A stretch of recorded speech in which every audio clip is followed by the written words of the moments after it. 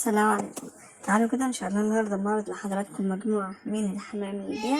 المجموعة كلها بإذن الرحمن ما شاء الله متميزة وإنتاج الأهالي فوق الممتازة.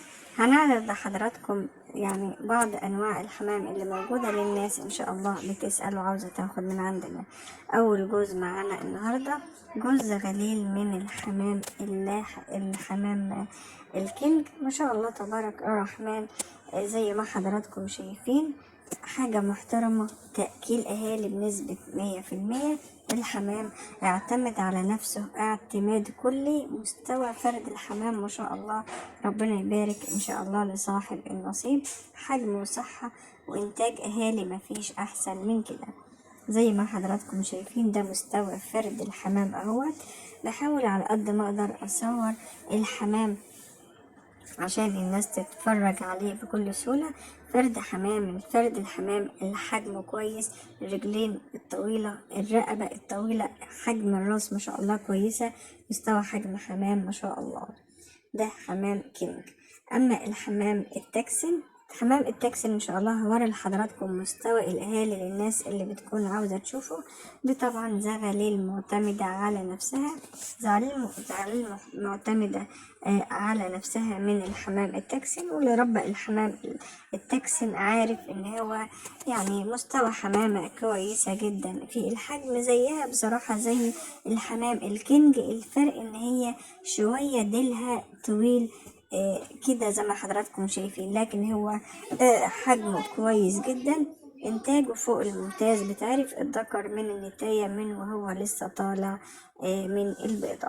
ما شاء الله ربنا يبارك ان شاء الله لصاحب النصيب.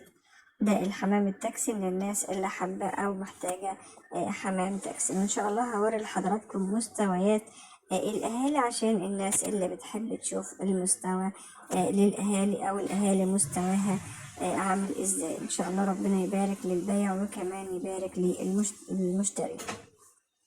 مجموعة من الحمام بصراحة ممتازة. الناس تتفرج على باقي الفيديو وتشوف باقي الحمام اللي معروض، واللي يعجبه حاجة بإذن الرحمن يتفضل يتواصل معايا. الحمام التاكسي ما شاء الله تبارك الرحمن زي ما حضراتكم شايفين حاجة محترمة. حمامة كويسة مالية مركزها زي ما بيقولوا. حبيت أوري لحضراتكم طبعا اللي شفتوه دلوقتي ده الزغاليل طبعا ولاد الأهالي. ده الأهالي اللي موجودة عندي. الأهالي مستوياتها زي ما حضراتكم شايفين كده. طبعا كلنا عارفين ان الحمام التاكسي لما بنحاول نقرب منه حاجة بينفخ كده وبينفش ريشه. حاجة بتبقى صراحة يعني انا بالنسبة لي انا بحب اوي اتفرج على الحاجات دي، بتبقى بالنسبة لي متعة.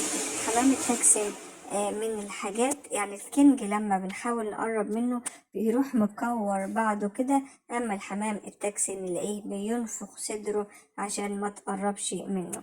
مستواهم ما شاء الله تبارك الرحمن. ده الحمام اللي انا كنت جايباه طبعا من الكويت. مستواهم الى حد ما كويس جدا زي ما حضراتكم شايفين ما شاء الله. مستوى برضو الزغاليل بتاعتهم كويس جدا.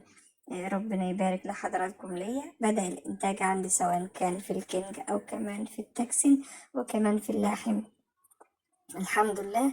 فان شاء الله اللي عاوز اي نوع حمام من الحاجات دي موجودة عندي بإذن الرحمن. ده جزء تاني من الحمام الكينج. طبعا أنا بايعة أخو ده الأسبوع اللي فات بالظبط. ده إن شاء الله لسه موجود حوالي 4 تجواز من الحمام الكينج ما شاء الله تبارك الرحمن. كله معتمد على نفسه اعتماد كامل. حجم وصحة وإنتاج من الأهالي فوق الممتاز. حمامة ممتازة زي ما حضراتكم شايفين. صورت يعني التصوير أظن ما فيش أوضح من كده.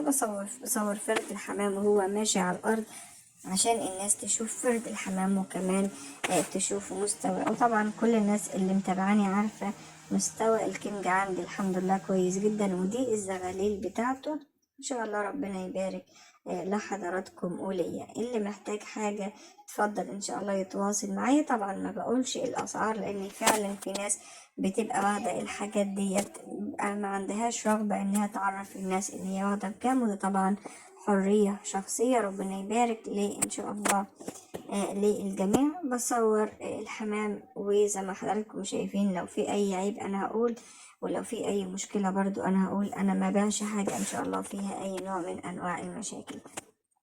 ربنا يبارك ان شاء الله لحضراتكم وليا.